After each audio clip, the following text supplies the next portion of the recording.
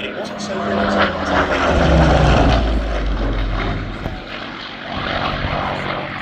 and when it did so, it tended to adopt a rather disconcerting nose-high attitude. It was so noticeable that some planes needing to turn 90 degrees to the left would instead choose to turn the other way through 270 degrees.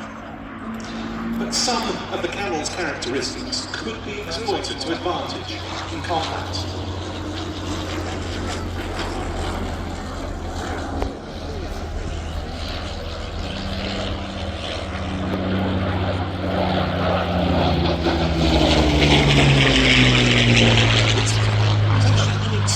Manoeuvring was useful to evade other aeroplanes, or it could be used to get onto the tail of an enemy less able to manoeuvre so aggressively.